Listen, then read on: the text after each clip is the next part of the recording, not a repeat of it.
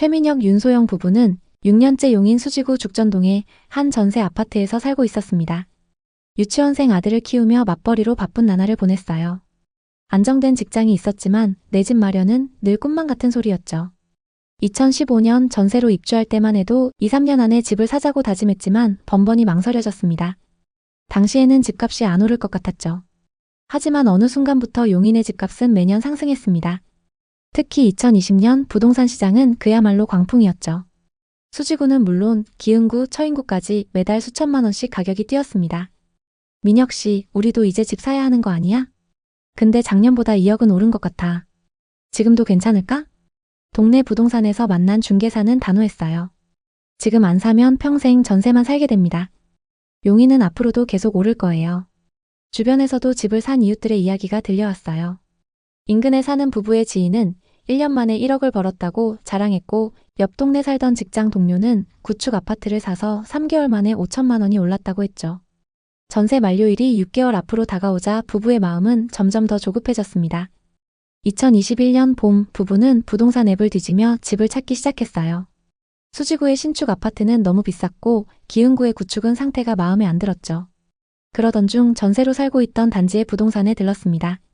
고객님, 정말 좋은 기회예요. 여기 사시니까 잘 아시겠네요. 죽전역 가까워서 교통도 좋고 학교랑 이마트도 가까워서 인기가 많아요. 앞으로 더 오를 겁니다. 고민 끝에 전세로 살던 아파트를 매수하기로 결정했습니다. 기존 전세금 2억 9천만 원에서 대출을 상환하고 남은 돈과 주택담보대출, 신용대출까지 모두 모아 간신히 계약을 마쳤죠.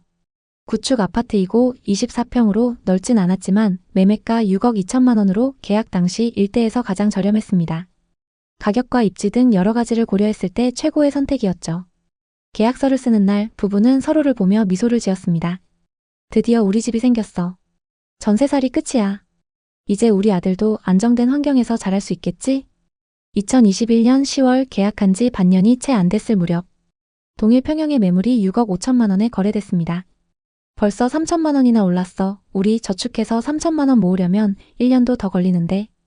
왜 사람들이 부동산 투자하는지 알겠네. 아니야, 지금이라도 한 게 어디야.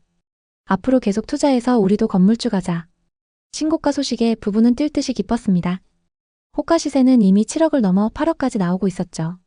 하지만 그 설렘은 오래가지 못했습니다. 그들은 몰랐죠. 그 순간이 시장의 정점이었다는 사실을 말이죠. 2022년 상황은 급변했습니다.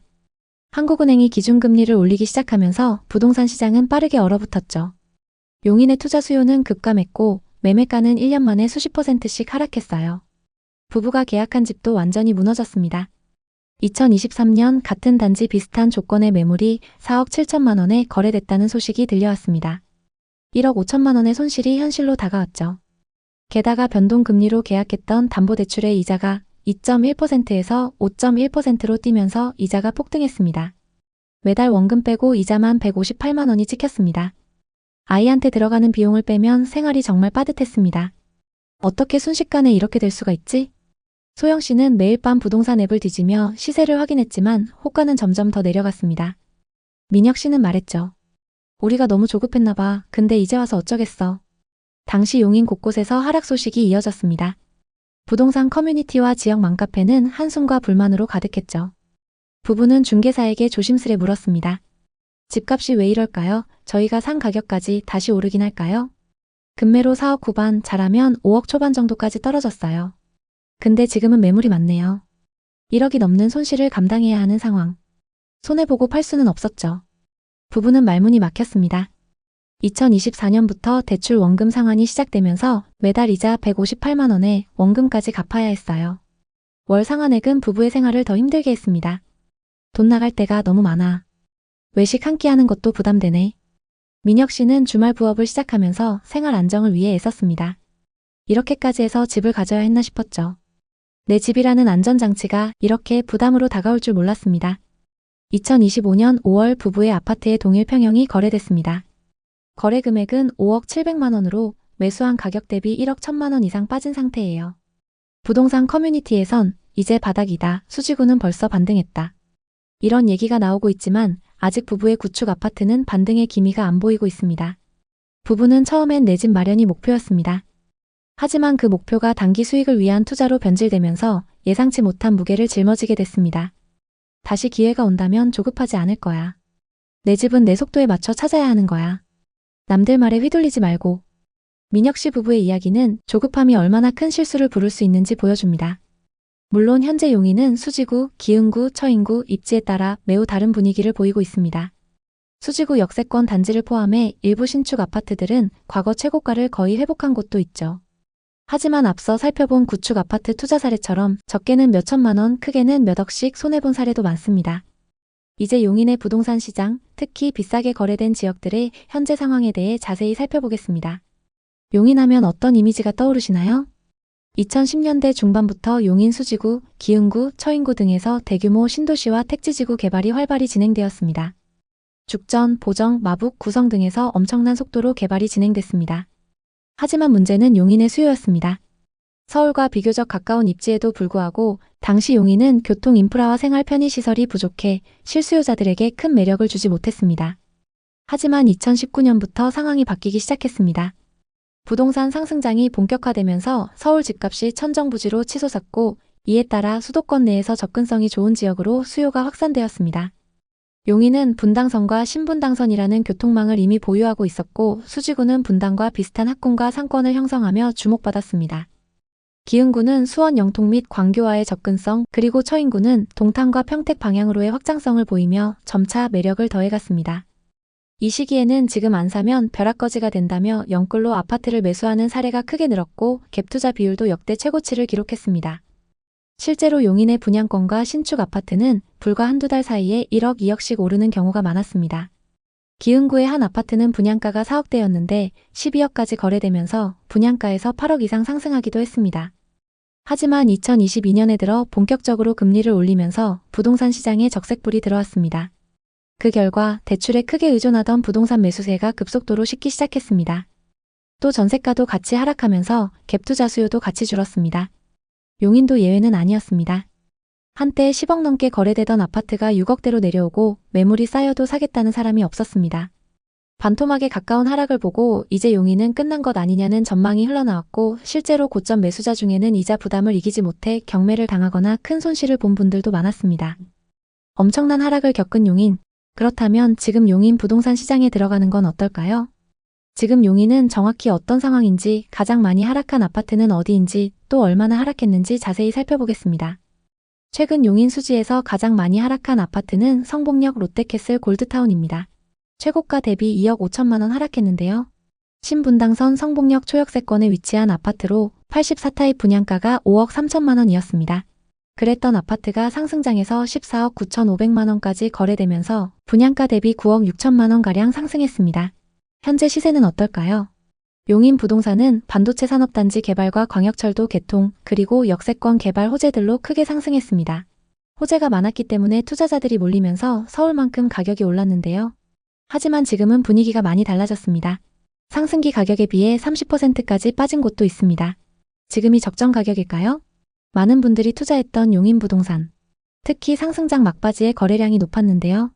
투자 경험이 적은 20대, 30대가 최고가에 영끌한 사례도 많이 있습니다. 그런데 지금은 신축 아파트들도 하락하고 있는 상황인데요. 투자자들이 손해를 보면서 내놓고 있고 거래도 많이 줄었습니다. 계속적으로 매물을 내놓으면서 거래 가격보다 저렴한 호가 매물이 쌓이고 있습니다.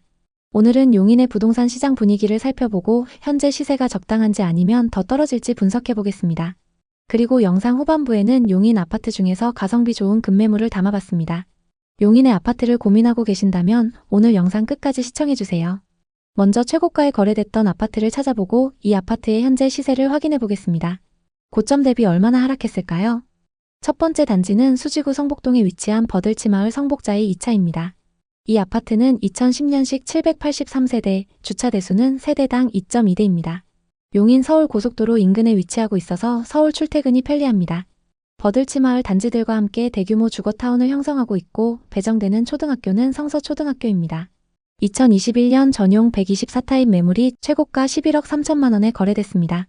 2019년 말 가격은 6억 6천만 원이었고 2년 만에 4억 7천만 원 상승했습니다. 현재 시세는 어떨까요? 최근 5층 매물이 8억 1천만 원에 거래되면서 3억 2천만 원이나 하락했습니다. 2021년 거래 내역을 보면 213동 1102호 매물이 최고가에 거래됐는데요. 용인에 거주하는 투자자가 상승장 끝물에 매수했습니다. 상승기 때 11층 매물이 최고가 11억 3천만 원에 거래됐고 최근 5층 매물이 8억 1천만 원에 거래됐습니다. 무려 3억 2천만 원이나 하락했습니다. 현재 매물로 나와 있는 호가 시세를 확인해 보겠습니다. 저층 매물이 8억 2천만 원, 11층 매물은 8억 8천만 원에 나와 있습니다. 최고가에 거래됐던 매물과 같은 층 매물이 2억 5천만 원 저렴하게 나와 있는 상황입니다. 다음은 수지구 성복동에 위치한 성복역 롯데캐슬 골드타운입니다. 단지 바로 앞에 신분당선 성복역이 위치하고 있어서 대중교통 이용이 편리합니다.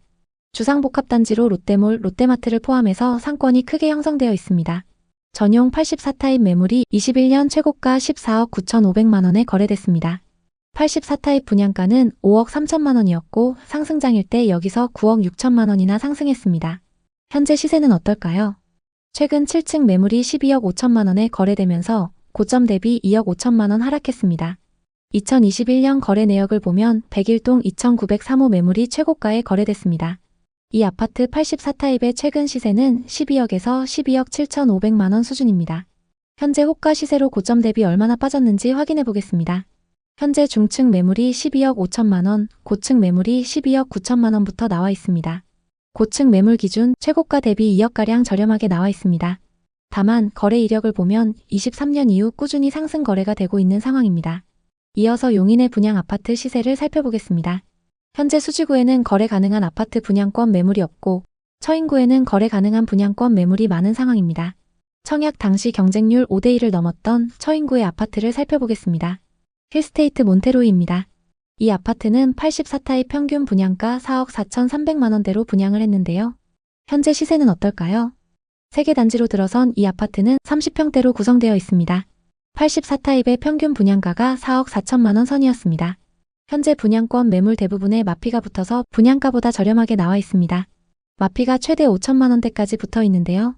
제일 저렴한 매물이 103동 4층 매물로 분양가 4억 3천만 원에서 마피 5천만 원이 붙어서 3억 8천만 원에 나와 있습니다. 경남 아너스빌 3개 단지가 거의 동일한 시기에 입주하기도 하고 주변 시세가 저렴하기 때문에 마이너스 프리미엄이 붙어서 나오는 상황입니다. 용인의 미분양 현황을 살펴보겠습니다. 2024년 초 일시적으로 증가했지만 금방 소진됐고 현재 적정 수준을 유지하고 있습니다. 일부 남아있는 미분양 매물은 기흥구와 처인구에 위치한 아파트들입니다. 용인의 공급 물량을 살펴보면 2023년과 24년 공급이 많았습니다. 특히 24년에는 수요보다 2배 많은 신축 아파트가 공급됐는데요. 공급 물량은 처인구에 집중되어 있습니다. 수지구의 가격 지수를 살펴보면 전세 가격의 상승세가 엄청나고 매매 지수도 상승 전환했습니다. 기흥구는 수지구에 비해서는 상승폭이 적지만 역시 상승세를 이어가고 있습니다. 처인구의 분위기는 좀 다른데요. 기흥, 수지와는 다르게 하락세가 계속되고 있습니다. 앞으로 공급도 많고 마피 분양권도 많이 쌓여있는 만큼 당분간 처인구에서 급격한 상승을 기대하기는 어렵습니다. 현재 서울이나 경기도 상급지처럼 회복세가 크진 않은 용인입니다. 다만 용인 중에서도 역세권, 도심 중심지에 위치한 곳들은 점차 상승세를 타고 있습니다. 특히 수지구의 신분당선 인근 신축 아파트들 가격 상승폭이 눈에 띄게 높아졌는데요. 용인시 아파트 가격은 여러 요인으로 인해 하락했지만 중장기적으로는 교통망 확충과 반도체 클러스터 조성 그리고 플랫폼시티 개발 등이 진행되면서 다시 주목받을 가능성이 있습니다. 단기적으로는 공급 과잉과 금리 부담으로 인해 추가 조정 가능성이 있지만 입지가 좋은 지역인 수지, 기흥, 구성 등 신규 개발 지역은 회복 속도가 빠를 수도 있습니다. 따라서 용인시 아파트를 고려하는 경우 입주 물량과 교통, 인프라 개발 상황을 꼼꼼히 확인하는 것이 중요합니다. 오늘도 영상 봐주셔서 감사합니다. 항상 여러분의 성공적인 투자를 응원하겠습니다. 오늘 영상이 도움되셨다면 구독, 좋아요 부탁드립니다. 감사합니다. 결혼 이후 경기도 화성의 전세 아파트에서 생활하던 30대 부부 근호 씨와 지은 씨는 삶의 전환점을 맞았습니다. 결혼 4년 차 지은 씨의 임신 소식은 기쁨과 함께 새로운 책임감을 안겼습니다. 아이를 안정적인 집에서 키우고 싶어. 지은 씨는 작은 방에 쌓인 육아용품을 보며 한숨을 쉬었습니다. 근호 씨도 동의했습니다. 전세 계약 만기가 다가오던 터라 부부는 내 집 마련을 진지하게 고민하기 시작했습니다. 그 시절 부동산 시장은 과열양상이었습니다. 특히 화성 동탄의 열기가 엄청났습니다.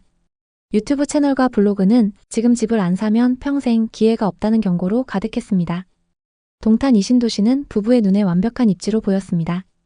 GTX 개통 호재, 대형마트와 쇼핑몰, 공원, 그리고 아이를 위한 유치원과 학원가가 모두 근거리에 있었습니다. 부부는 주말마다 아파트 단지들의 부동산을 방문하며 매물을 소개받았습니다. 그러던 중 부부에게 딱 맞는 아파트를 발견했습니다. 이런 아파트면 아이가 좋은 환경에서 자랄 수 있어. 우리도 이런 집에서 살아야지. 부부는 2021년 여름 동탄호수공원 인근 장지동의 2019년식 29평 아파트를 7억 3천만 원에 매수했습니다. 처음엔 2019년 4억대였던 아파트가 2년 만에 3억 이상 오른 걸 보고 망설여졌는데요. 앞으로 동탄이 계속 오를 거라는 부동산 실장의 말과 부동산 카페 유명 전문가의 말을 믿고 투자하기로 결심했습니다. 매매가 7억 3천만 원에 담보대출은 4억 5천만 원을 받았고 나머지 자금은 기존 전세금과 모았던 돈, 부모님들께 빌린 돈까지 합쳐 마련했습니다. 지금이 아니면 영영 못 사.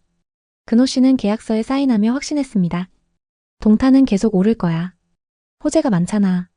걱정했던 것도 잠시, 계약 이후 집값은 무섭게 상승했습니다.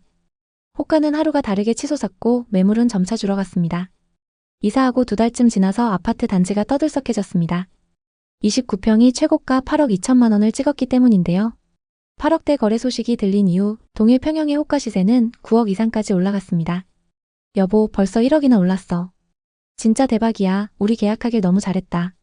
또 아파트는 기대를 저버리지 않았습니다.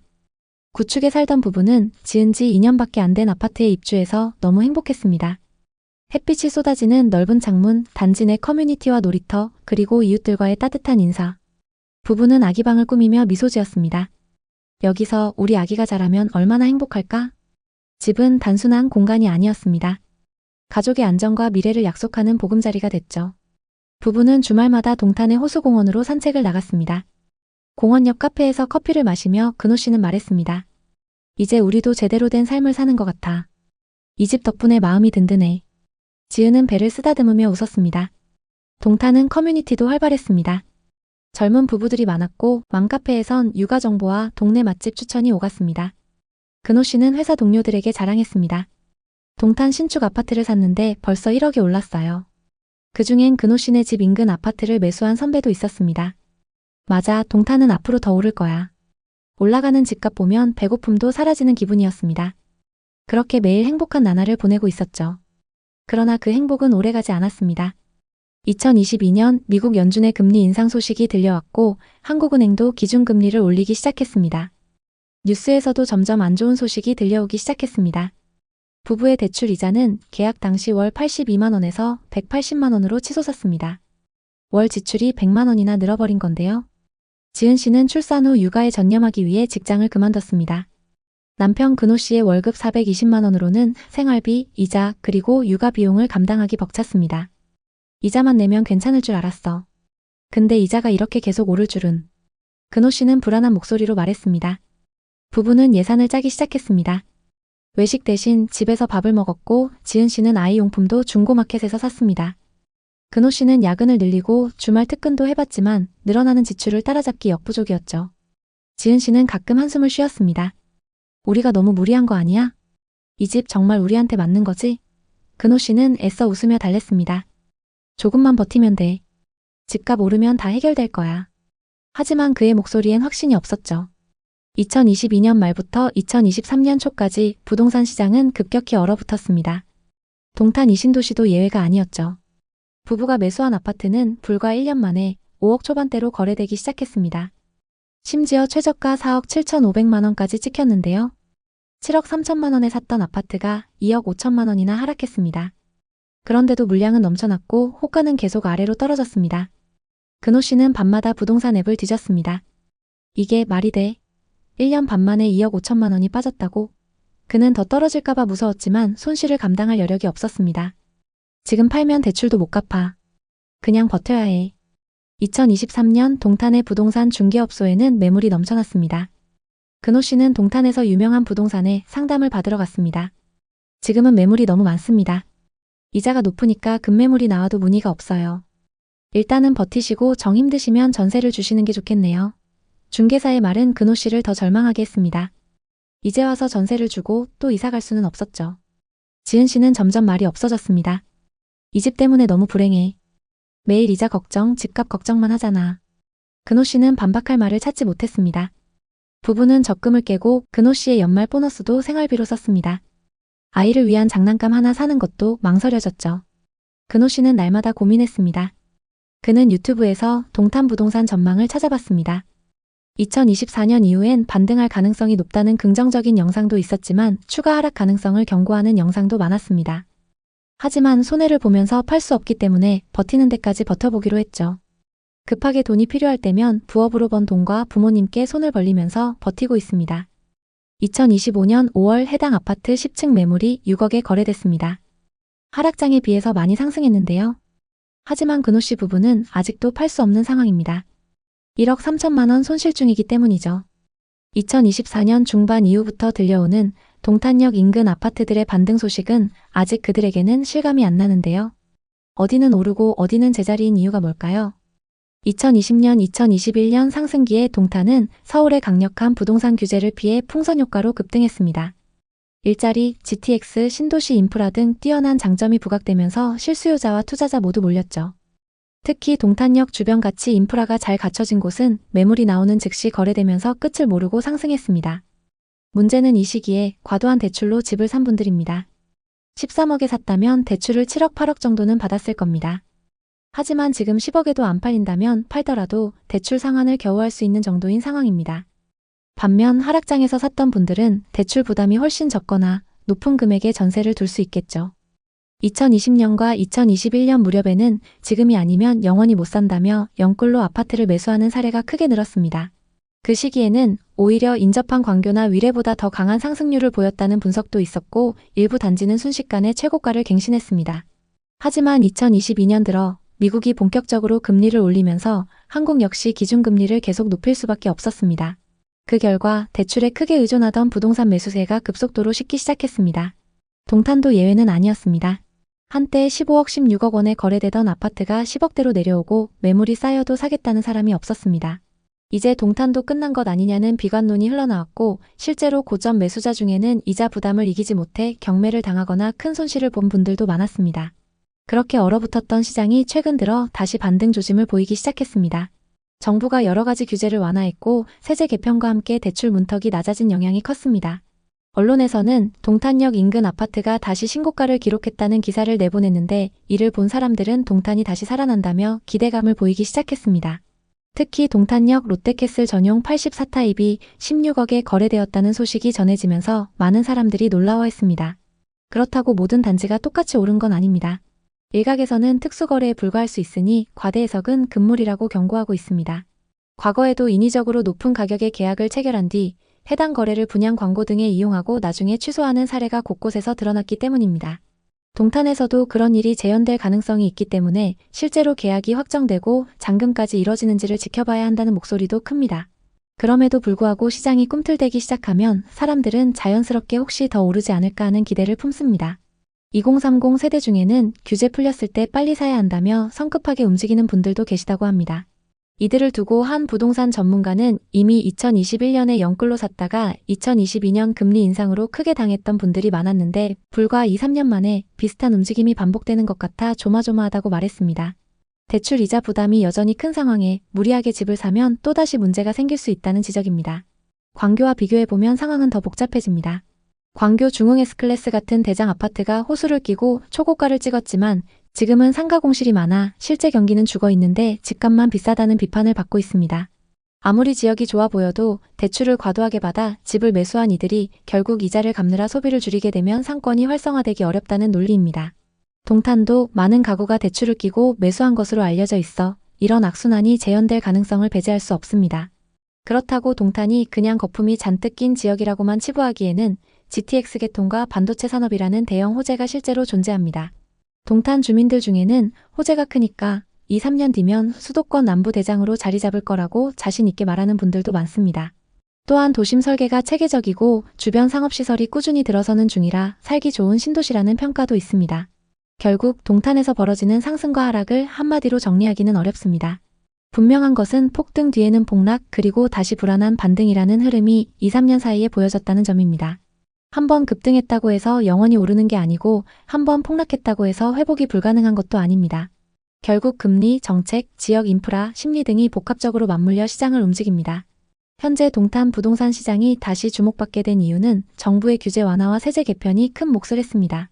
고금리 시대가 이어지고 있음에도 사람들은 앞으로는 더 힘들어질 수 있으니 지금이라도 사두자 혹은 이제 곧 금리가 안정되면 집값이 또 올라갈 거다 라는 기대를 가지는 경우가 많습니다.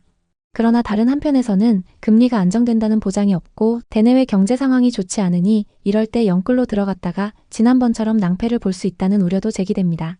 실제로 동탄에서 영끌로 집을 샀다가 2022년에 금리 인상으로 매물을 내놓고도 팔리지 않아 경매까지 간 사례를 언론에서 다룬 적이 있습니다.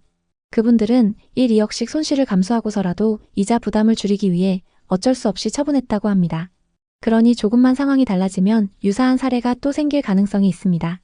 특히 분양을 앞둔 시행사나 건설사에서는 고가 거래 사례를 통해 분양가를 높이려는 의도가 있을 수 있어 실제로 거래가 최종 성사되는지 늘 확인이 필요합니다. 그렇다면 지금 동탄에 들어가면 안 되는 건가? 이런 질문도 자연스럽게 나옵니다. 이에 대해 부동산 전문가들은 무조건 안 된다가 아니라 매우 신중해야 한다는 쪽에 가깝습니다. 실거주를 위해 오랜 기간 거주할 목적이라면 어느 정도 가격 변동은 감수하고 충분히 만족스러운 생활 인프라를 누릴 수 있습니다. 그러나 단기 시세 차익을 노리고 또다시 영끌로 뛰어드는 것은 여전히 위험이 크다는 것이 대세 의견입니다. 현재 미국 금리가 조금 낮아지긴 했지만 언제 또 올릴지 알 수 없는 상황이고 국내 상황도 언제 어떻게 변할지 알 수 없습니다. 결국 동탄의 현재 상황은 한국 부동산 시장이 안고 있는 전반적인 문제들을 보여준다 해도 과언이 아닙니다. 어느 순간 수요가 폭발해 단기간에 가격이 치솟고 금리 인상으로 바로 꺾였다가 규제 완화로 다시 반등하는 식의 패턴이 반복됩니다. 이런 환경에서 중요한 것은 오를 때 무조건 올인하기보다 위험을 인식하고 대비하는 자세입니다. 지금처럼 대외 여건이 불안정한 시기에는 혹시 모를 하락장에 대비해 대출을 줄이고 자본을 늘려나가는 게 현명합니다. 한편 동탄이 과연 광교나 위례보다 입지가 좋냐는 논쟁도 계속됩니다. 일각에서는 GTX 개통으로 서울 접근성이 강화된다면 동탄이 훨씬 경쟁력이 올라간다고 말하지만 정작 그것이 실현되기 전까지는 불확실한 미래로 남아 있습니다. GTX 호재 효과가 생각보다 미비하거나 다른 변수로 인해 수요가 줄어들면 예상만큼 시세가 오르지 않을 수도 있습니다. 이렇듯 동탄은 다양한 변수를 한꺼번에 끼고 있는 지역입니다. 그렇다고 해서 동탄 자체가 나쁜 도시라는 의미는 전혀 아닙니다. 잘 정비된 인프라와 도시 설계가 이미 훌륭하다고 평가받고 있고 주민 만족도가 높다는 후기도 많습니다. 하지만 앞으로 오를 거라는 기대감만 갖고 과도하게 대출을 끼거나 주변 시세를 보지 않고 덜컥 매수하는 건 위험성이 크다는 점도 분명합니다. 결론적으로 동탄이 지금 다시 부상하는 모습은 어떻게 보면 당연하지만 동시에 우려스럽습니다. 이미 한 차례 폭등과 폭락을 경험한 곳이어서 또다시 버블이 생기는 건 아닌지 시장이 어떻게 반응할지 주시해야 한다는 의견이 우세합니다. 어느 부동산 관계자는 주변에서 한두 건 고가 거래가 나오면 전체 시세가 다 오른 것처럼 호도되는 경우가 많다고 말합니다. 그러나 부동산이란 한두 건으로 모든 것을 일반화하기 어렵습니다. 확정된 거래인지 취소 가능성은 없는지 주변 매물은 어떻게 움직이는지를 꼼꼼히 봐야 합니다. 부동산은 어느 누구도 속단하기 어렵고 특히 동탄처럼 짧은 기간의 폭등과 폭락을 모두 맛본 곳이라면 더욱 그렇습니다. 지금은 무엇보다도 차분한 시각과 정확한 정보를 토대로 무리한 영끌을 피하면서 자신의 재무 상황에 맞는 선택을 하는 것이 바람직해 보입니다. 동탄 부동산에 관심 있는 분들에게 도움이 됐으면 좋겠네요. 오늘도 영상 봐주셔서 감사합니다. 항상 여러분의 성공적인 투자를 응원하겠습니다. 오늘 영상이 도움되셨다면 구독, 좋아요 부탁드립니다. 감사합니다. 2021년 김민희님 부부는 전셋집에서 결혼 생활을 하고 있었습니다. 어느 날 민희님은 맘카페에서 만난 지인들에게 부동산 투자 이야기를 듣게 됐는데요. 불과 2년 전에 매수했는데 그때 사길 진짜 잘했어요. 그 사이 3억 정도 오른 것 같아요. 당시 서울과 수도권의 부동산 시장은 급격한 상승세를 보이고 있었습니다. 오늘이 마지막 기회다. 지금 부동산은 사두기만 하면 오른다. 이런 말들이 곳곳에서 나왔죠. 그때 민희님은 집에서 가까운 성남시가 눈에 들어왔습니다. 위례나 분당은 송파구 집값의 반값인데 앞으로 많은 호재가 있어서 지금이 기회라는 소문을 들었기 때문인데요. 게다가 그 타이밍에 마침 민희님의 직장 동료인 소연님이 위례 신도시에 투자해서 벌써 1억 이상 벌었다고 자랑을 했죠. 민희님은 투자해서 돈을 번 동료 얘기와 유튜브 영상들을 보여주며 남편을 설득했습니다. 처음엔 반대했던 남편도 어느 순간부터 이러다 진짜 우리만 뒤처지는 거 아니냐며 집을 사는 것에 적극적으로 나서기 시작했습니다. 우선 전셋집 대신 월세집에 살면서 전 재산을 투자해서 집을 사기로 마음먹었습니다. 맞벌이 부부였기 때문에 매달 월세를 내는 게 부담스럽지 않았죠. 그리고 무엇보다 위례집을 사두면 오를 게 보였기 때문에 좋은 선택이라고 생각했습니다. 그렇게 전셋집을 정리하고 전세금과 모았던 돈을 합쳐 현금 2억 7천만 원에 신용 대출 5천만 원, 부모님께 받은 돈 3천만 원까지 총 3억 5천만 원을 모았습니다. 이 돈으로 부부는 위례 신도시의 매물을 계약했습니다. 매매가는 11억, 전세는 7억 5천만 원으로 갭 3억 5천만 원이었죠. 위례 신도시의 11억짜리 집을 3억 5천만 원으로 살 수 있어서 너무 기뻤습니다. 이런 게 갭 투자의 매력 아니냐며 부부는 행복 회로를 돌렸습니다. 집을 산 지 1년 뒤 부부가 계약한 위례의 아파트가 12억 5천만 원에 거래됐습니다. 1년 만에 1억 5천만 원을 번 셈이었죠. 못해도 14억 15억까지는 올라갈 것 같다며 그때 팔고 더 좋은 집을 사기로 약속했습니다. 하지만 그 기대도 잠시였죠. 2022년 말부터 위례의 부동산 시장은 얼어붙었습니다. 치솟았던 가격은 급격히 하락했고 거래는 뚝 끊겼죠. 실거래가는 8억, 급기야 7억 5천만 원까지 떨어졌습니다. 11억에 산 집이 3억 5천만 원이나 하락한 거였죠. 23년 중순, 21년에 계약했던 전세입자가 계약 만료 3개월을 남기고 이사를 통보했습니다. 새 임차인을 구하려 했지만 전세호가는 5억 5천만 원으로 기존 전세금 7억 5천만 원보다 2억이나 낮았어요. 2억의 갭을 메우기 위해 신용대출을 받고 양가 부모님께 손을 벌렸습니다. 그래도 돈은 모자랐고 3금융권 대출에 부모님 집 담보로 대출까지 받아서 겨우 마련했습니다. 겨우겨우 새로운 임차인을 구했고 대출 이자 때문에 생활비도 아껴가며 버텼습니다. 2025년 4월 해당 아파트의 거래 금액은 9억 6천만 원입니다. 많이 회복하긴 했지만 아직도 1억 4천만 원이나 손해 중이죠. 고점에 위례 아파트를 갭 투자했던 부부의 실제 사례였는데요. 이 사례 말고도 성남 부동산에 투자해서 큰 손해를 본 분들이 많습니다. 대체 이곳에는 무슨 일이 일어나고 있는 걸까요? 성남 분당과 위례 신도시는 경기도에서 가장 크게 상승했던 지역이었습니다. 특히 30대, 40대 분들에게 주목받으며 집값이 치솟았습니다. 하지만 2025년 현재 이 지역들의 집값은 급격한 하락세를 보이고 있습니다. 어떤 아파트는 최고가 대비 수억 넘게 하락했고 영끌에서 투자한 사람들은 팔지도 못하는 상황입니다. 대표적인 사례로 위례 신도시의 대단지 아파트 시세 변화를 살펴보겠습니다. 전용 면적 51타입 기준으로 가격 변화를 보면 정말 변동폭이 엄청납니다. 2019년 7억 초반하던 아파트가 2021년에는 12억 중반까지 올랐습니다. 하지만 최근 동일 타입 매물이 10억 초반까지 떨어지면서 2억가량 하락했는데요. 많이 떨어지긴 했지만 아직도 비싸다고 하시는 분들도 많습니다. 지난 몇 년간 분당과 위례는 무조건 오르는 지역이라고 불렸습니다. 하지만 성남 분당과 위례 신도시는 상승기 시절 높은 기대와 달리 현재 여러 가지 문제로 인해 하락세가 계속되고 있습니다. 교통 개통 지연과 의료 복합 타운 무산, 재건축 사업 지연 등으로 주민들의 기대감은 꺾였으며 분당과 위례 신도시 내 주요 아파트 단지들의 시세가 하락하는 추세를 보이고 있습니다.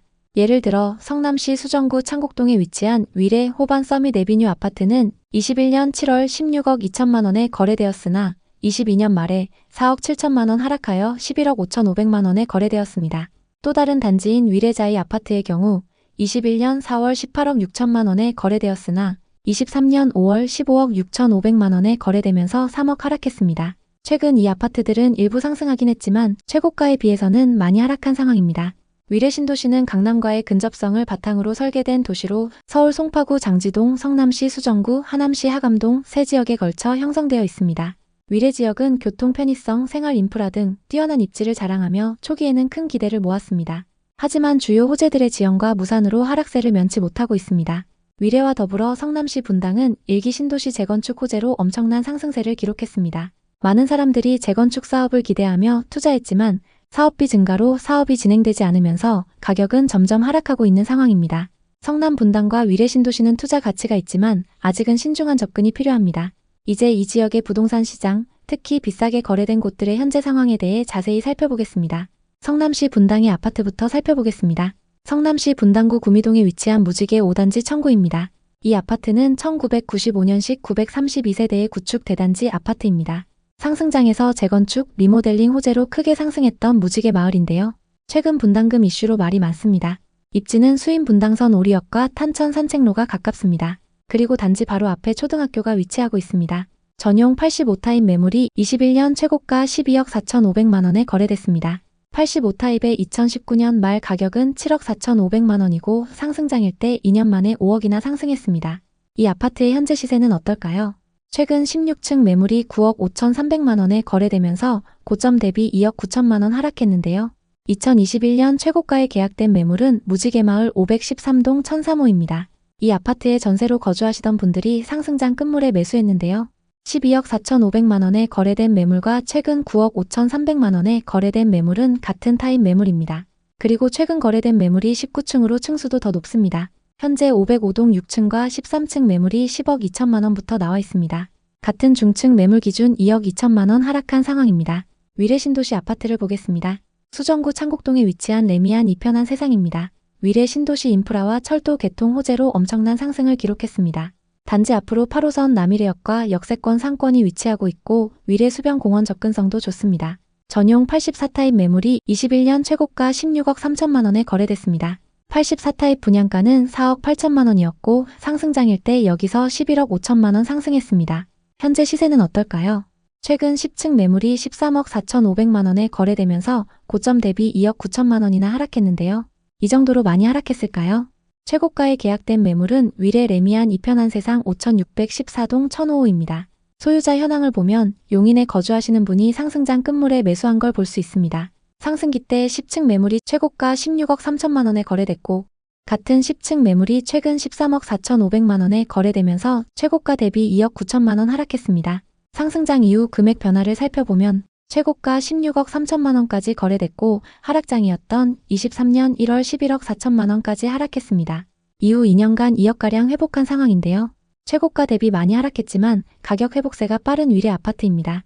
현재 매물은 저층 기준 13억 8천만 원, 중층 기준 13억 9천만 원부터 나와 있습니다.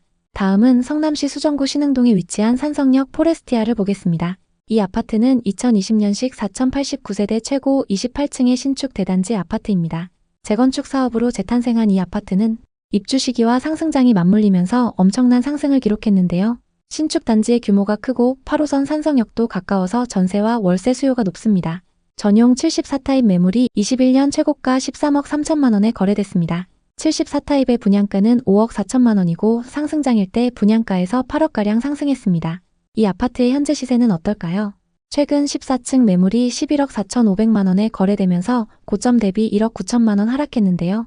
거래 내역을 자세히 한번 살펴보겠습니다. 최고가에 계약된 매물은 산성역 포레스티아 118동 704호입니다.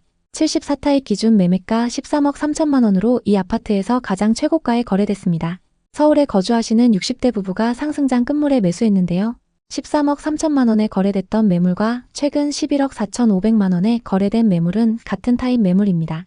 다만 각각 7층, 14층으로 층수가 좀 차이 납니다. 층수별 시세를 비교해 보겠습니다. 최고가에 거래됐던 매물은 7층 매물이고 최근 하락 거래된 매물은 14층 매물입니다. 최근 거래된 매물이 오히려 더 층수가 높은데요. 상승장 이후 거래 가격 변화를 살펴보겠습니다. 최고가 13억 3천만 원까지 거래됐었고 하락장이었던 23년 1월 8억 5천만 원까지 하락했습니다. 이후 2년간 3억가량 회복한 상황인데요. 최고가 대비 많이 하락했지만 가격 회복세가 빠른 산성역 포레스티아입니다. 현재 호가 시세는 4층과 고층 매물이 11억부터 나와 있습니다. 성남의 미분양 현황은 어떤지 살펴보겠습니다. 2019년 이후 미분양 매물이 거의 없었고 22년 이후 일시적으로 증가했습니다. 하지만 계속 적정 수준을 유지하고 있는데요. 이 정도의 미분양 매물이 쌓여 있는 건 지역 전체에 좋은 소식입니다. 그럼 공급은 어떨까요? 성남에는 24년부터 26년까지 수요에 비해 적은 물량이 공급됩니다. 현재 누적되어 있는 미분양 매물도 거의 없기 때문에 신축 아파트 가격이 빠르게 회복될 것으로 보입니다.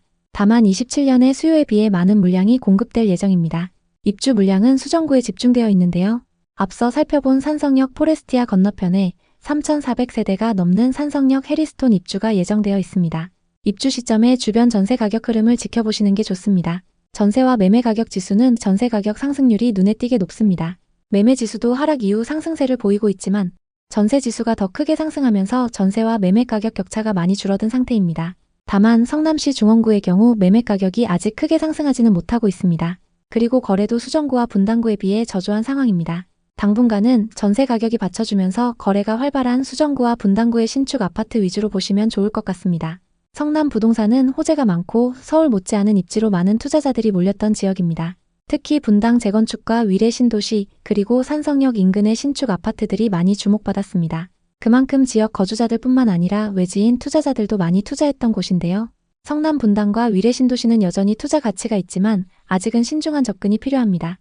특히 서울의 집값 상승으로 인한 부담을 느낀 사람들이 위례, 분당을 새로운 투자처로 선택했으나 최근에 부동산 시장 하락과 함께 후회하는 사람들이 많아지고 있습니다.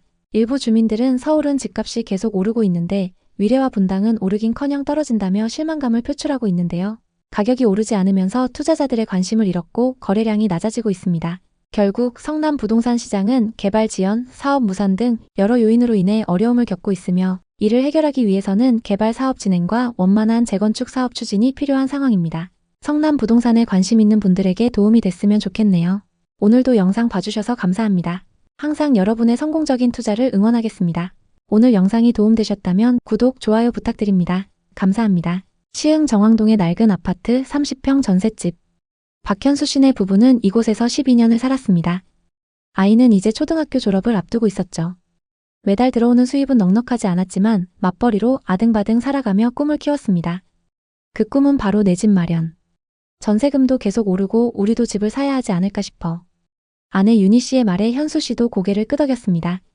특히 주변 지인들의 지금 아니면 집 못 산다는 말들이 부부의 마음을 흔들었습니다. 직장 동료와 지인들이 부동산 투자에서 돈을 벌었다는 소식이 매일같이 들리자 그들은 결심했습니다. 이제 우리 집을 갖자. 2021년 초 부부는 부동산 앱을 뒤지며 집을 찾았습니다. 서울이나 광명은 이미 불가능한 가격. 그러던 중 눈에 들어온 곳은 시흥 105 신도시였습니다. 신도시라 깔끔하고 바닷가도 가깝고 전철도 곧 생긴다던데 지인의 말에 귀가 솔깃했습니다. 105은 서울보다 훨씬 저렴했고 신도시라는 단어가 부부의 가슴을 뛰게 했습니다. 투자하기 전에 꼼꼼하게 점검을 했습니다. 부동산 투자 커뮤니티와 블로그, 유튜브를 뒤지며 온갖 정보를 모았습니다. 호재도 너무 많았고 가격도 계속 오르고 있었습니다. 더 늦으면 기회를 놓칠 것 같아서 빠르게 결정을 내렸죠. 그들은 105동에 있는 2017년식 아파트의 84타입 17층을 골랐습니다. 2021년 초 7억 7천만 원에 계약을 진행했습니다. 대출은 4억 6천만 원을 받았고 기존 전세 보증금과 예금을 탈탈 털어 자금을 마련했습니다. 계약서를 쓰는 날 윤희 씨는 웃으며 말했습니다. 드디어 우리도 집이 생겼어. 아이에게도 떳떳한 부모가 된 기분이야. 현수 씨도 미소 지으며 고개를 끄덕였습니다. 앞으로 집값이 오르기만 하면 돼. 매수 타이밍이 너무 좋았던 걸까요? 계약 후 4달 만에 같은 단지, 같은 평형의 매물이 8억 6,500만 원에 거래됐습니다. 여보, 이거 진짜지? 반년도 안 돼서 1억 8천만 원이나 올랐어. 그동안 월급을 악착같이 모으며 겨우 자금을 마련했던 부부는 허무할 정도였습니다. 돈은 이렇게 버는 거였구나. 지금이라도 부동산 투자를 한 게 진짜 너무 다행이다. 호가 시세는 이미 9억을 넘어 있었고 부부는 10억까지 올라야 팔 거라며 자신만만했습니다. 집을 사지 않는 사람들이 이해가 안 갈 정도였죠. 이대로 쭉 상승할 거라 믿으며 시간이 흘러갔습니다. 그러던 어느 날 분위기가 바뀌기 시작했습니다. 뉴스와 부동산 커뮤니티에서는 위기설이 흘러나왔죠. 2022년 기준금리가 치솟으면서 이자가 급격히 상승했습니다. 대출 이자가 월 180만 원을 넘어가면서 매달 100만 원 이상의 추가 지출이 생겨버린 거죠. 이게 뭐야? 계산이 안 맞잖아. 윤희 씨는 불안한 눈빛으로 현수 씨를 바라봤습니다. 현수 씨는 말없이 고개를 숙였습니다. 기다려봐, 금방 괜찮아질 거야. 가게는 빠르게 무너졌습니다. 외식을 아예 끊고 아이 영어학원도 하나 정리했습니다. 미안했지만 어쩔 수 없었죠. 아이는 부모의 표정을 읽기 시작했습니다. 엄마, 왜 이렇게 자꾸 한숨 쉬어? 초등학교 5학년인 아들이 물었습니다. 윤희 씨는 웃으려 애썼지만 눈가는 촉촉해졌습니다. 현수 씨는 돈 내기만 나오면 입을 굳게 다물었죠. 부부는 점점 말수가 줄어들었습니다. 어느 날 윤희 씨가 부동산 앱을 열었습니다. 그들이 6억 8천만 원에 샀던 집은 이제 4억 6천만 원에 거래되고 있었습니다. 무슨 일이야? 2억이 넘게 빠졌다고? 윤희 씨는 믿을 수 없다는 듯 화면을 뚫어지게 바라봤습니다. 도저히 믿을 수 없던 부부는 부동산에 들렀습니다. 사장님, 집값이 왜 이래요? 부동산 사장은 냉정하게 말했습니다. 요즘 어딜 가나 똑같습니다. 방법이 없어요. 5억 초반이면 가능성이 있을 거예요. 현수 씨는 한숨을 내쉬었습니다. 그냥 좀 더 기다릴 걸 왜 그렇게 급하게 샀을까? 전세로 돌리고 이사를 갈까도 고민해봤지만 전세가도 많이 떨어졌고 대출 때문에 월세 두는 것도 불가능했죠. 매월 180만 원 넘게 이자를 내는데 집값도 2억이나 빠졌다니. 너무 후회된다. 잊고 지내보려 해도 계속 시세를 확인할 수밖에 없었습니다. 2025년 5월 해당 아파트 고층 매물이 거래됐습니다. 거래 금액은 5억 9천만 원. 23년에 비해서 상승하긴 했지만 아직 1억가량 손실 중입니다. 부부는 본전까지 회복하길 기다리고 있습니다. 대체 이 지역에 무슨 일이 있었던 걸까요? 지난 폭등장일 때 서울의 강력한 규제로 많은 투자자들이 안산과 시흥으로 몰려들었죠. 하지만 2025년 현재 이 지역들의 집값은 급격한 하락세를 보이고 있습니다. 어떤 아파트는 최고가 대비 반토막이 됐고 영끌에서 투자한 2030 세대들은 이러지도 저러지도 못하는 상황입니다. 이게 대체 무슨 일일까요? 대표적인 사례로 105신도시 신축급 대단지의 시세 변화를 살펴보겠습니다. 전용 면적 84타입 기준 가격 변화를 보면 정말 변동폭이 엄청납니다. 2019년 말 3억 초반 하던 아파트가 2021년 말에는 7억 중반까지 올랐습니다. 하지만 최근 동일 타입 매물이 4억대까지 떨어지면서 3억 넘게 하락했는데요. 2년 만에 2배 넘게 올랐던 가격이 지금은 최고가 대비 3억 이상 하락한 금액대에 거래되고 있습니다. 지난 몇 년간 안산과 시흥은 사두면 무조건 오르는 곳이라고 불렸습니다. 실제로 안산과 시흥의 아파트 값이 자고 나면 몇 천만 원씩 오른다는 소문이 돌 정도로 뜨거운 투기 열풍이 불었습니다. 갭 투자로 들어온 사람들도 많았습니다. 실거주할 필요가 없다. 어차피 전세든 매매든 계속 오를 테니까 이런 믿음이 컸죠. 다른 지역에 비해 저렴한 가격에 갭 투자와 단기 시세 차익을 노린 투자자들이 몰리면서 엄청난 상승을 기록했습니다. 심한 곳은 분양가의 3배 가까이 상승하기도 했는데요. 그러나 막상 지금 이 지역의 아파트를 살펴보면 3, 4억씩 하락한 사례가 많습니다. 문제는 상승기 때 투자했던 사람들이 대부분 젊은 세대들이고 이들이 대부분 대출을 받아 아파트를 샀다는 점입니다. 지금 이들은 이자 부담에 허덕이면서도 떨어진 집값 때문에 팔지도 못하는 상황입니다. 빠르게 올랐던 집값은 예상보다 더 빠른 속도로 하락하기 시작했고 한때 떠들썩했던 매매 분위기는 사라졌습니다. 매물은 쌓이는데 거래가 안 되는 거래 절벽 상태가 이어지고 있죠. 이럴 때는 가격을 낮추더라도 매수자가 쉽게 나타나지 않는데요. 특히 시세보다 훨씬 싼 경매 매물마저도 유찰되는 건 실수요자들이 앞으로 더 내려갈 수 있다고 보는 거죠. 그래서 매물은 있지만 거래는 없는 상황이 이어지고 낙찰가율마저 하락하면서 시장 전체가 하락세를 이어가고 있습니다. 안산과 시흥의 부동산 시장은 최근 몇 년간 많은 변화를 겪어왔습니다. 이 변화는 단순히 가격 변동을 넘어서 지역 경제와 주거 환경에 큰 영향을 미쳤습니다. 특히 최근 몇 달간 부동산 거래가 급격히 둔화되면서 사람들의 우려가 커지고 있습니다. 계속해서 상승 거래됐던 신축 아파트들이 하락세를 보이고 있으며 그 하락폭은 거의 40%에 가깝습니다. 예를 들어 100옷 호반 서밋플레이스 전용 84타입은 2021년 7월 10억 원에 거래되었으나 2025년 2월에는 5억 9천만 원에 거래되며 4억 1천만 원이 떨어졌습니다. 만약 2021년에 이 아파트를 사지 않고 지금 현재 이 아파트를 샀다면 대출 없이 4억 1천만 원을 절약할 수 있었고 이자만 따져도 연간 약 100만 원 이상 절약할 수 있었던 상황입니다. 사람들이 예상했던 개발이나 교통망 확장 등은 생각보다 더디게 진행되었고 그로 인해 가격 상승이 지속되지 않았습니다. 한때 급등했던 부동산 가격은 급격한 하락세로 돌아섰습니다. 물론 장기적으로 보면 수도권 서남부의 발전 가능성을 무시하긴 어렵습니다. 언젠가 시와오, 송도, 인천국제공항과의 연계가 실현되고 서울대병원까지 들어서면 큰 변화를 맞이할 수 있습니다. 문제는 이 모든 계획들이 이미 오랫동안 지연되고 있다는 사실입니다. 상승기에 투자했던 사람들이 바라던 2, 3년 뒤 급등 시나리오는 완전히 어그러진 상태입니다.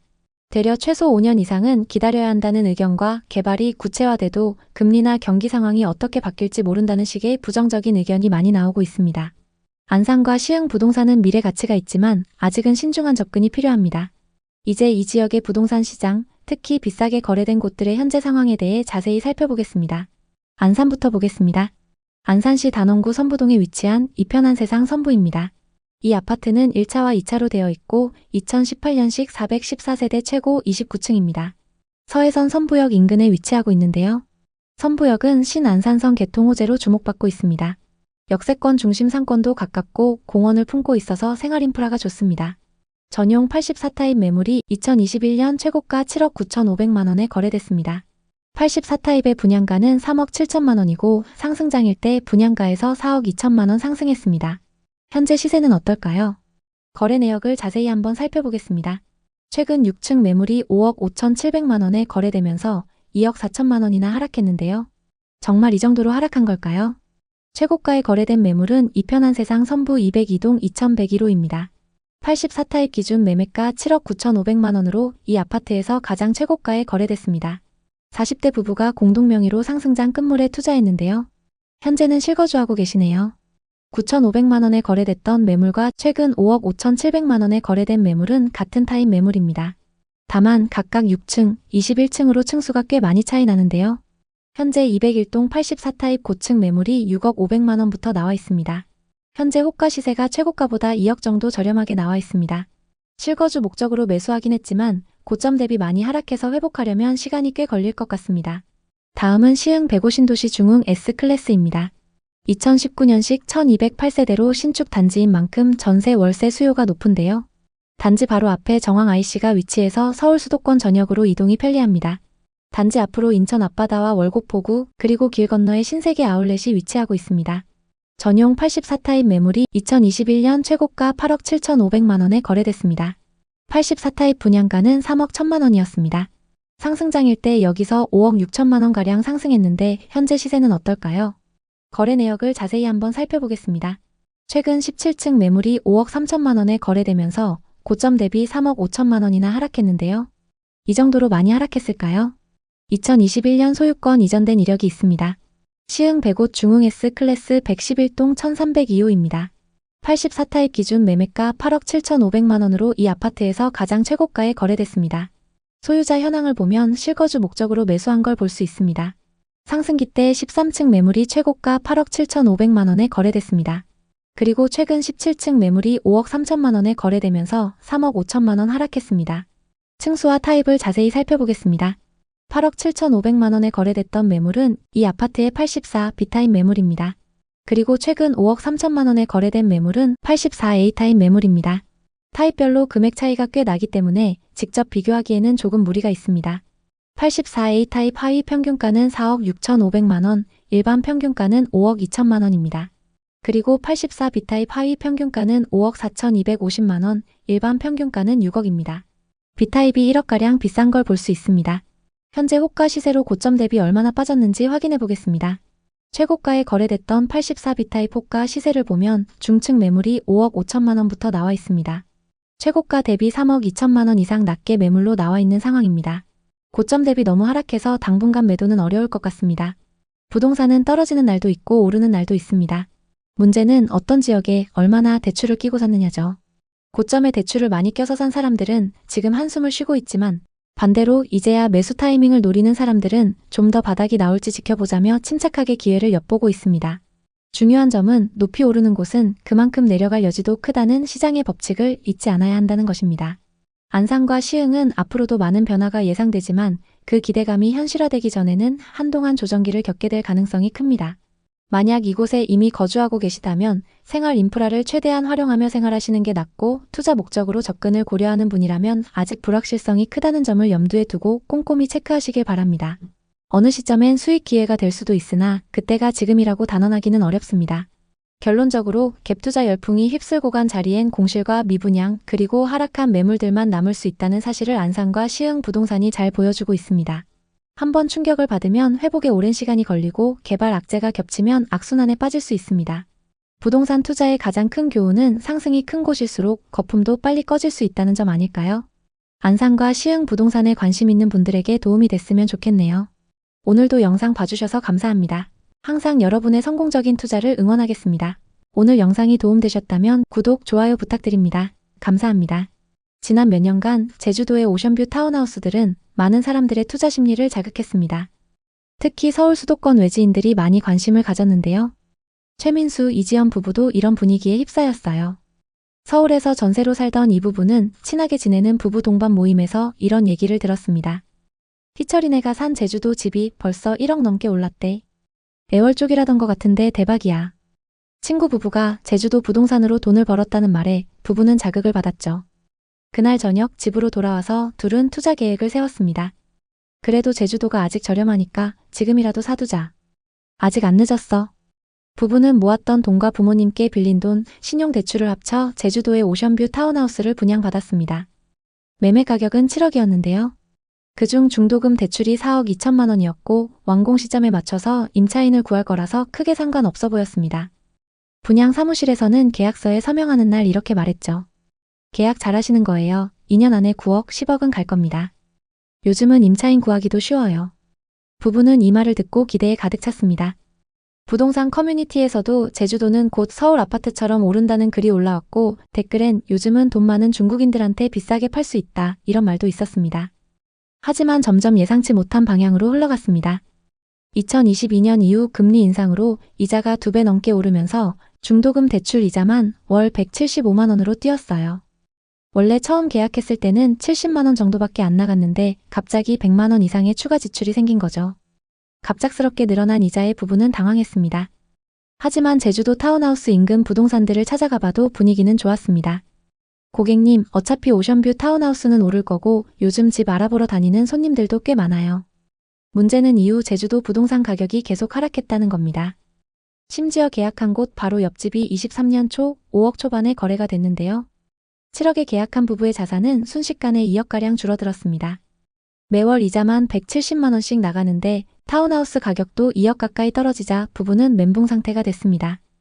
공사가 완료됐는데도 6개월간 공실로 비어 있어서 잔금 해결하는데도 큰 어려움을 겪었습니다. 겨우 임차인을 구하긴 했지만 원하던 시세보다 한참 낮게 구했는데요. 게다가 임차 계약 기간을 1년으로 했기 때문에 또 공실이 날 확률도 높습니다. 그 집에서 오래 살길 바라면서 기도하고 있다고 하는데요. 현재 동일한 타입 타운하우스의 호가 시세는 5억 후반에 나와 있습니다. 가격이 많이 떨어져서 팔 수도 없는 상황입니다. 이 사례 말고도 제주도에는 많은 투자 실패 사례가 있습니다. 대체 무슨 일이 일어나고 있는 걸까요? 전반적인 분위기와 또 다른 하락 사례들을 하나씩 살펴보겠습니다. 제주도 부동산 시장은 지난 10년간 극적인 변화를 겪었습니다. 2010년대 중반부터 관광붐, 영어 교육도시 개발, 제2공항 기대감으로 외지인 투자가 급증하며 부동산 가격이 급등했습니다. 특히 2019년 이후 제주 아파트 매매 지수는 급상승을 기록했으며 2021년에는 오션뷰 타운하우스와 공항 근처의 아파트가 10억을 가뿐히 넘었습니다. 외지인 거래는 2021년 1000건을 넘으면서 정점을 찍었습니다. 그러나 2022년부터 고금리와 수요 감소로 시장은 급락했습니다. 2024년 거래량은 전년 대비 35% 감소, 평균 가격은 10% 하락하며 침체가 심화되었습니다. 제주도 부동산 시장의 침체는 여러 구체적인 사례를 통해 확인할 수 있습니다. 다음은 최근의 대표적인 하락 사례들입니다. 한경면에 위치한 입주 4년차 아파트는 2025년 기준 48가구가 공실로 남아 있습니다. 총 99가구 중 거의 절반 가까운 수준인데요. 이 단지는 2021년 분양 당시 전용 84타입 기준 7억대의 고분양가로 외지인 투자자들을 끌어들였으나 고금리와 수요 감소로 인해 매매와 임대 모두 어려움을 겪고 있습니다. 현재 해당 단지의 매매가는 분양가 대비 약 20-30% 하락한 5억대에 거래되고 있습니다. 또 2025년 2월 입주를 시작한 에어릅의 한 아파트는 전체 세대의 60%가 비어있는 상태입니다. 이 단지의 분양가는 전용 84타입 기준 8억에 달했으나 현재 매물은 6억대까지 하락했음에도 거래가 거의 이루어지지 않고 있습니다. 외지인 세컨드하우스 수요를 기대했으나 투자 심리 위축으로 공실률이 치솟은 대표적인 사례입니다. 서귀포의 상황도 비슷한데요. 대정읍은 제주 영어 교육도시와 가까워 한때 외지인 투자로 호황을 누렸습니다. 하지만 2023년 이후 거래가 급감하며 2021년 10억대에 분양된 타운하우스가 현재 6-7억대의 매물로 나와 있습니다. 일부 급매물은 분양가 대비 40% 이상 하락한 가격의 매물로 나와 있으나 여전히 매수자를 찾기 어려운 상황입니다. 제주 공항과 인접해 있는 노영동의 아파트 전용 84타입은 2021년 6억 7천만 원의 신고가를 기록했으나 2025년 현재는 5억 2천만 원에 거래되며 1억 5천만 원 하락했습니다. 이 단지는 비규제 지역으로 외지인 투자가 활발했지만 최근에 매수 문의가 줄며 가격 방어가 어려워지고 있습니다. 이러한 사례들은 제주도 부동산 시장이 과거의 과열에서 벗어나 급격한 조정 국면에 접어들었음을 보여줍니다. 특히 고분양가로 공급된 신규 아파트와 타운하우스는 외지인 수요 감소로 인해 가격 하락과 공실 문제에 직면하고 있습니다. 2025년 4월 기준 제주도의 준공후 미분양 주택은 1227가구로 집계되었습니다. 이는 제주도 전체 미분양 주택 2485가구의 약 49.4%에 해당하며 전국 악성 미분양 주택의 10% 이상을 차지합니다. 이는 부산, 전남, 대구 등 다른 지역을 상회하는 비율로 제주도가 미분양의 중심지로 떠오르고 있음을 보여줍니다. 미분양은 특정 지역에 집중되어 있습니다. 에어릅, 조천읍, 한경면, 대정읍, 안덕면 등은 전체 미분양의 약 69%를 차지합니다. 또한 공실 문제도 심각합니다. 예를 들어 한경면의 입주 4년차 아파트는 현재 절반 가까이 빈집으로 남아있으며 에어릅의 신축 아파트는 공실률이 60%를 넘습니다. 외지인 수요 감소는 제주도 부동산 시장 침체의 핵심 요인입니다. 2021년 외지인 아파트 매수 거래량은 1117건으로 최고치를 기록했으나 2023년 361건, 2024년 211건으로 급감했습니다. 고금리와 부동산 불경기로 세컨드하우스 및 투자 수요가 얼어붙은 결과입니다. 신규 아파트 거래는 사실상 중단되었으며 구도심의 소형 아파트나 빌라만 저렴한 가격으로 간헐적인 거래가 이루어지고 있습니다. 읍면 단위의 전원주택과 타운하우스는 거래가 거의 없고 호가를 낮춰도 매수자를 찾기 어렵습니다. 이는 제주도 부동산이 단기간 내 회복되기 어려운 상황임을 보여줍니다. 제주도 미분양의 주된 원인은 터무니없는 분양가입니다. 2025년 2월 기준 제주도 민간 아파트의 평균 평당 분양가는 2,481만 원으로 전국에서 서울에 이어 두 번째로 높습니다. 예를 들어 제주도의 한 아파트 전용 84타입 분양가는 7억 9,900만 원으로 경기도 중상급지의 아파트보다 비쌉니다. 높은 분양가는 과도한 땅값이 원인입니다. 2010년대 후반부터 2021년까지 제주도 부동산 시장이 과열되면서 시행사들이 공시지가의 4-5배 가격으로 토지를 매입했습니다. 이로 인해 고분양가를 유지할 수밖에 없었습니다. 하지만 고금리와 수요 감소로 이러한 고분양가는 시장에서 외면받고 있습니다. 제주도 부동산 시장은 지역 주민이 아닌 외지인과 투자자를 타겟으로 공급되었습니다. 제주도민은 고가 아파트를 구매하기보다는 과수원이나 토지를 매입해 감귤 농사 등으로 수익을 얻는 것을 선호합니다. 한 제주도 공인중개사는 제주도민은 비싼 아파트를 사지 않고 차라리 땅을 사서 농사를 짓는다고 이야기했습니다. 외지인 투자자들은 저금리 시기에 세컨드하우스나 투자 목적으로 제주도 부동산을 매입했으나 고금리 시대가 도래하면서 수요가 급감했습니다. 이로 인해 외지인을 겨냥한 고가의 아파트와 타운하우스는 미분양과 공실로 이어졌습니다. 2022년 이후 고금리 환경은 제주도 부동산 시장의 결정타를 날렸습니다. 저금리 시기에는 대출을 활용한 부동산 매입이 쉬웠지만 금리 인상으로 대출 부담이 커지며 투자 심리가 위축되었습니다. 특히 세컨드하우스처럼 필수적이지 않은 부동산에 대한 수요는 급격히 줄었습니다. 제주도는 관광 중심지로 자연환경은 매력적이지만 일자리와 경제적 기회가 제한적입니다. 높은 물가와 텃세 문제도 외지인 이주를 어렵게 만듭니다. 또한 섬이라는 지리적 특성상 자재 운송 비용이 추가로 발생해 건축 비용이 상승하며 이는 분양가에 반영됩니다. 제주도 부동산 시장은 단기 회복이 어려운 상황입니다. 투자 시 다음 사항을 고려하세요. 신축 아파트보다는 구도심의 소형 아파트나 빌라처럼 저렴한 매물을 검토하세요. 이들은 간헐적인 거래로 유동성이 있습니다.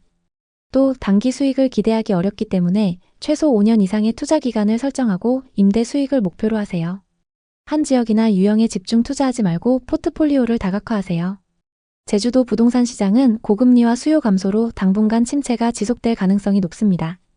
제2공항 건설과 같은 개발 호재가 현실화되지 않는 한 단기 반등은 어렵습니다. 하지만 장기적으로는 제주도의 자연환경과 관광 수요가 시장 회복의 기반이 될 수 있습니다. 투자나 이주는 철저한 준비와 신중한 접근이 필요합니다. 제주도는 여전히 아름다운 섬이지만 부동산 시장은 미분양과 빈집 문제로 심각한 위기를 맞고 있습니다. 높은 분양가, 외지인 중심의 공급 구조, 고금리 환경, 그리고 지역적 한계가 시장 침체를 가속화하고 있죠. 앞서 살펴봤던 실제 하락 사례는 이러한 문제의 심각성을 보여줍니다. 투자를 고민하시는 분들이라면 급하게 매수에 나서기보다는 시장을 관망하며 가격이 안정화되기를 기다리시는 것이 좋습니다. 세컨하우스를 원한다면 전세나 월세 혹은 연세로 거주하며 시장 상황을 지켜보는 것이 현명한 판단입니다. 또 분양 사무실이나 부동산의 호객행위나 허위 매물에 속지 않도록 정보를 꼼꼼히 확인하세요. 제주도 부동산 투기 열풍은 많은 사람들에게 기회이자 동시에 큰 손해를 안겼습니다. 제주의 바다는 여전히 아름답지만 거품이 낀 가격에 휩쓸리면 큰 손실을 볼 수 있습니다. 철저한 사전 조사와 전문가의 조언을 통해 리스크를 최소화하며 현명하게 투자하시길 바랍니다.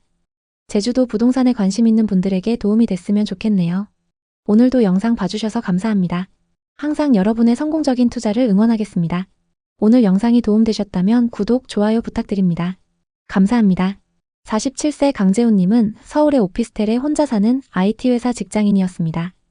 강남에 있는 IT 기업에서 팀장으로 일하며 고액 연봉을 받는 그는 겉보기엔 안정적인 삶을 살았습니다. 주말이면 동료들과 골프를 치거나 집에서 넷플릭스를 보며 시간을 보냈죠. 혼자 사는 것도 나쁘지 않아. 경제적으로도 여유롭잖아. 그는 늘 그렇게 생각했습니다. 하지만 2021년 이후 그의 마음의 불안이 싹 텄습니다. 서울 집값은 천정부지로 치솟았고 투자를 하지 않았던 그는 점차 뒤처지는 느낌이었습니다. 퇴근 후 뉴스를 보며 그는 한숨을 쉬었습니다. 친구들과의 술자리에서도 부동산 이야기가 빠지지 않았습니다. 재훈아, 너 아직 혼자니까 투자라도 해라. 이대로 가다간 노후가 위험하다. 친구들의 말은 그의 불안을 자극했습니다. 재훈님은 변화를 결심했습니다. 그는 주말마다 강남 교보문고에 앉아 경제서적을 읽고 유튜브로 부동산 강의를 들으며 투자 공부를 했습니다. 부동산은 입지와 타이밍이다. 지방광역시가 기회다. 책과 유튜버들은 한 목소리로 외쳤습니다. 그때 부산이 눈에 들어왔습니다. 서울은 손댈 수 없을 만큼 비쌌지만 부산은 달랐죠. 바다 조망, 신축 단지, 개발 호재. 부산은 재훈님의 눈에 기회의 땅으로 비쳤습니다. 부산이라면 가능할 거야. 오션뷰 아파트면 절대 망할 리 없어. 퇴근 후엔 부산 관련 기사를 검색하고 부동산 커뮤니티에서 부산의 개발 자료들을 읽었습니다. 어느 날 블로그에서 본 부산 광안리 투자 성공기 글은 그의 마음을 흔들었습니다. 3년 만에 3억 차익. 재훈님은 그날 밤 침대에 누워 생각했습니다. 나도 저렇게 될 수 있어. 혼자니까 과감하게 도전해보자. 재훈님은 본격적으로 움직였습니다. 서울, 강남, 용산은 꿈도 못 꿀 가격. 그는 부산으로 눈을 돌렸습니다. 부동산 커뮤니티에서 알게 된 오션뷰 신축 아파트는 그의 가슴을 뛰게 했습니다. 광안리 해수욕장 인근에 위치한 이 아파트는 광안대교가 한눈에 보이는 곳이었습니다. 단지 앞 해변과 상권 그리고 광안리의 활기찬 밤거리로 유명했습니다. 드론으로 찍은 영상은 마치 영화처럼 화려했죠. 푸른 바다와 반짝이는 다리의 야경. 이건 서울에서도 찾기 힘든 입지야. 재훈님은 현지 중개사와 통화하며 정보를 모았습니다. 광안대교 뷰는 수요가 끊이지 않아요. 브랜드 아파트의 신축이니 투자 가치도 확실합니다. 중개사의 자신감 넘치는 목소리는 그를 안심시켰습니다. 그는 주말을 이용해 부산으로 내려갔습니다. 광안리 해변을 걸으며 바닷바람을 맞았죠. 카페 거리엔 젊은 사람들이 웃고 떠들었고 고층 아파트의 불빛은 밤하늘을 수놓았습니다. 이 정도 입지면 수요가 엄청나겠어. 여기 투자하면 돈 좀 벌 수 있겠다. 부동산에서 보여준 매물은 그의 마음을 완전히 사로잡았습니다.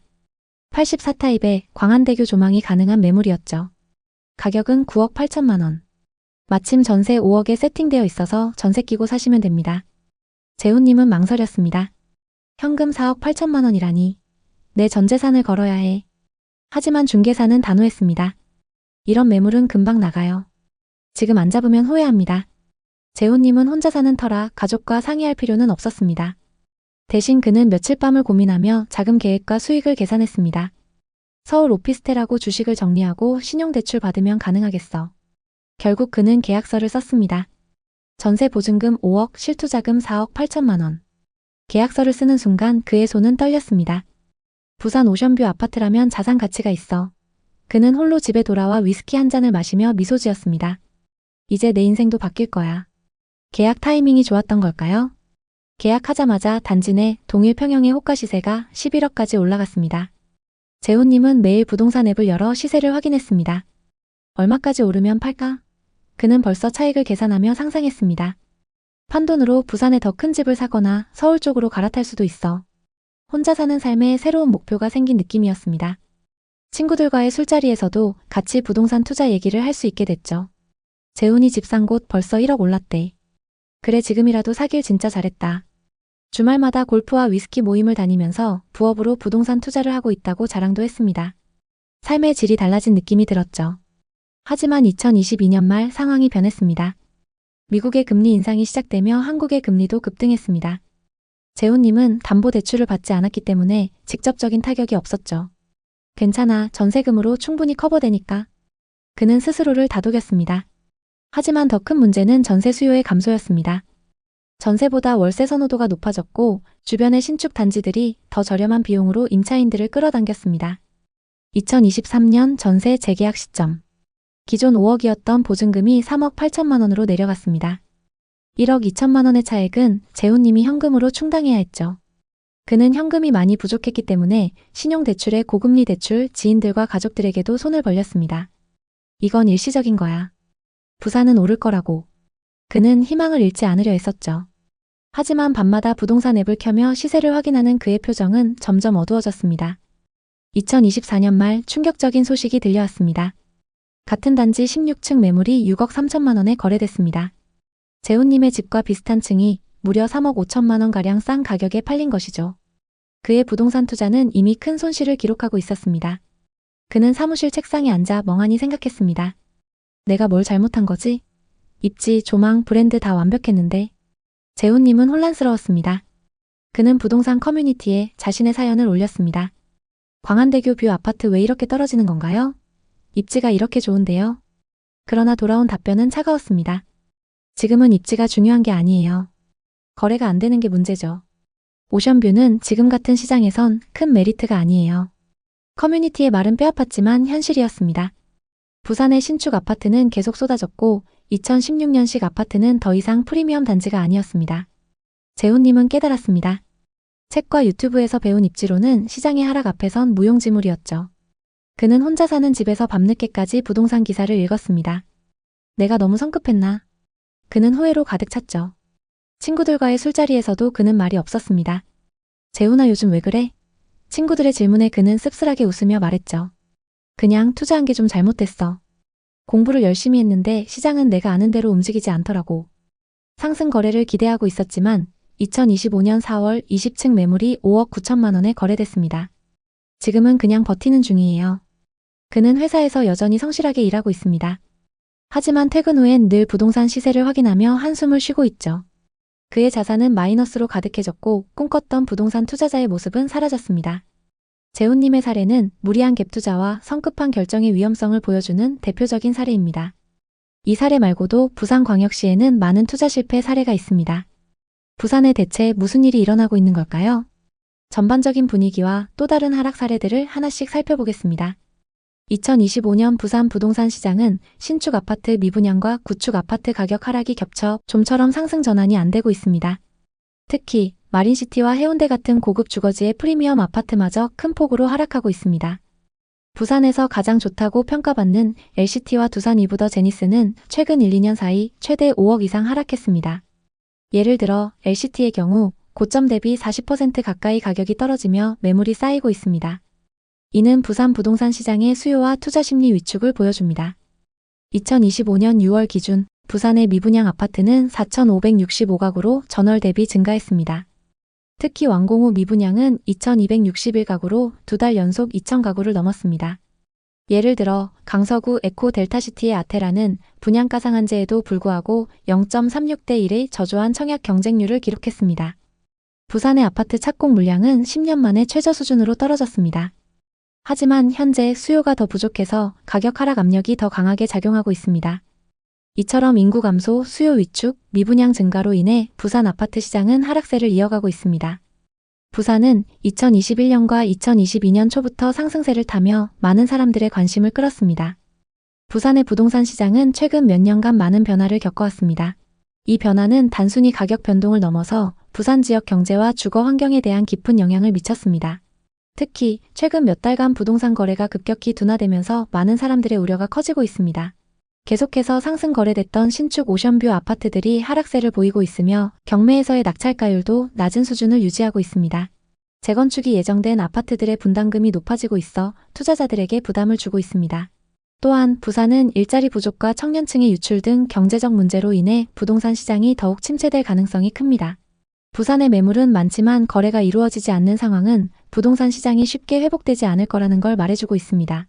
부산 부동산은 여전히 투자 가치가 있지만 부동산을 매수할 때는 신중한 접근이 필요합니다. 이제 부산의 부동산 시장, 특히 비싸게 거래된 지역들의 현재 상황에 대해 자세히 살펴보겠습니다. 먼저 16억까지 거래됐던 수영구 광안동의 아파트를 보겠습니다. 쌍용 예가 디오션입니다. 2014년식 928세대 준신축 단지로 일대에서 주목받고 있습니다. 분양 당시 평당 950만원에서 1000만원 선에 분양했는데요. 역세권의 광안해변 접근성 그리고 광안대교 조망으로 엄청난 상승세를 보였습니다. 생활 인프라가 좋기 때문에 전세와 월세 거래량도 높습니다. 84타입이 2019년 12월 평균 8억 2,500만원이었고 21년 16억에 거래됐습니다. 상승장일 때 1년 반 만에 8억가량 상승 거래됐습니다. 이 아파트의 현재 시세는 어떨까요?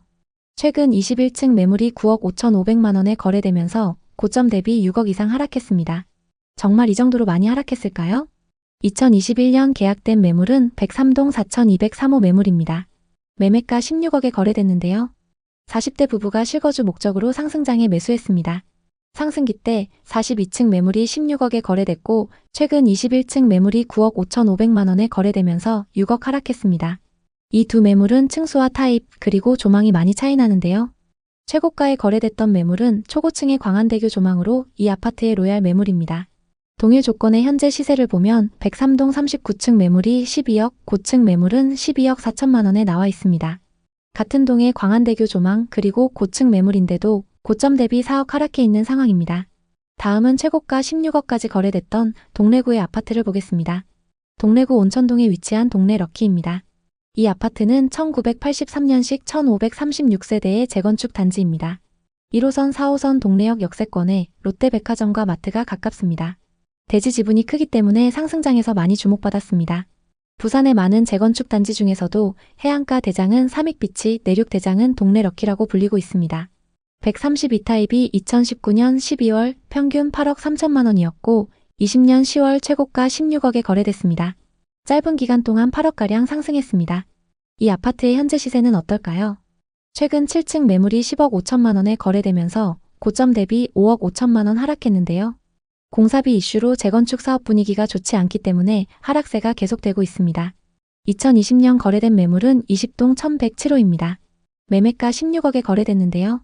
연제구에 거주하는 40대 투자자가 상승장에 매수했습니다. 최고가에 거래됐던 매물은 20동 11층 매물이고 최근 하락 거래된 매물은 7층 매물입니다. 최고가 대비 34% 하락했는데요. 동일한 조건의 매물들이 얼마에 나오고 있는지 살펴보겠습니다. 동래 럭키 6동 6층 매물이 11억에 나와 있고 20동 12층 매물도 11억에 나와 있습니다. 매물을 12개 부동산에 내놨는데도 거래가 잘 안 되고 있는 상황입니다. 이 다음으로 여러분이 확인하셔야 되는 건 이 지역의 분양 아파트 시세입니다. 그럼 이제 부산의 분양 아파트 분위기를 살펴보겠습니다. 현재 부산에는 거래가 가능한 분양권 매물들이 많이 쌓여 있습니다. 현재 분양권 시세는 어떤지 살펴보겠습니다. 청약 당시 입지 대비 고분양가라는 평가로 미달을 기록했던 아파트를 보겠습니다. 84타입 평균 분양가 5억 9천만 원대로 분양을 했는데요. 현재 분양권 시세는 어떨까요? 부산 남구 우암동에 위치한 두산 위브더 제니스 오션시티입니다. 3,000세대가 넘는 대단지이고 26년 입주를 앞두고 있습니다. 인근의 다른 신축 아파트들도 많이 들어설 예정인데요. 일부 매물에 마이너스 프리미엄이 붙어서 나와 있습니다. 115동 4층 매물은 분양가 5억 900만 원에서 1,000만 원이 떨어져서 분양가보다 싸게 나와 있습니다. 다음은 청약 당시 엄청난 경쟁을 보였던 곳입니다. 최고 경쟁률이 47대 1을 넘었는데요. 백양산 부암 서이스타일스입니다. 25년 2월 8일부터 9일까지 사전 점검을 진행했고 곧 입주를 앞두고 있습니다. 입주가 다가오면서 마이너스 프리미엄이 붙은 매물이 많이 나오고 있는데요. 101동 3층 매물은 분양가 4억 7,600만 원에서 마피 3,400만 원이 붙어서 분양가보다 싸게 나와 있습니다. 미분양 현황은 어떤지 살펴보겠습니다. 부산에는 24년 초부터 미분양 매물이 쌓이기 시작했습니다. 조금씩 소진되고는 있지만 아직 5천여 세대의 미분양 매물이 누적되어 있습니다. 누적된 미분양 아파트를 검색해보면 기장과 강서구, 동래구, 그리고 금정구에 입주하는 단지들의 미분양 매물이 쌓인 걸 볼 수 있습니다. 미분양 매물이 많이 쌓여 있다는 건 지역 전체에 안 좋은 소식인데요. 그럼 공급은 어떨까요? 부산에는 2020년부터 4년간 많은 신축 아파트가 공급됐습니다. 미분양 매물이 증가했던 이유도 이것 때문인데요. 다만 24년부터 향후 몇 년 동안 계속 신축 공급이 적습니다. 신축 공급이 적기 때문에 지금 쌓여있는 미분양 매물은 입지가 괜찮은 곳들부터 순차적으로 소진될 걸로 보입니다. 전세와 매매 가격 지수는 하락세가 계속되고 있는데요. 매매 지수는 하락장 이후에도 하락세가 계속되고 있고 전세 지수도 좀처럼 상승 전환이 안 되고 있습니다. 부산 부동산에 대해선 서로 상반된 전망이 있습니다. 해운대는 서울 강남처럼 한정된 입지이니 꾸준히 오른다는 전망도 있고 인구가 줄어들고 경제가 죽어가는 와중에 무슨 수로 오르겠나라는 전망도 있습니다. 어느 쪽이든 미래를 100% 맞출 순 없지만 공통된 사실은 미분양이 많다는 것 그리고 최근 몇 년 새 최고점 대비 30% 이상 하락했다는 점입니다. 분명 저점보다 소폭 반등하는 구간이 올 수도 있지만 그 폭이 예전처럼 높지 않을 가능성이 큽니다. 여러 전문가들이 얘기하듯 금리나 경기 그리고 부산시의 인구, 정책 방향을 종합적으로 봐야 합니다. 부산이든 다른 도시든 자신이 감당할 수 없는 대출로 뛰어들었다가는 후회할 가능성이 큽니다. 일단 지금 같은 시기에 적금을 하며 자금을 모으고 시장 흐름을 공부해보는 것이 훨씬 안전합니다. 나아가 집을 고를 때도 싸다고 다 좋은 게 아닙니다. 남들이 좋아하고 쉽게 사고 팔 수 있는 지역과 단지를 노려야 황금성과 가치가 높습니다. 부산에 관심 있는 분들에게 도움이 됐으면 좋겠네요. 오늘도 영상 봐주셔서 감사합니다. 항상 여러분의 성공적인 투자를 응원하겠습니다. 오늘 영상이 도움되셨다면 구독, 좋아요 부탁드립니다. 감사합니다.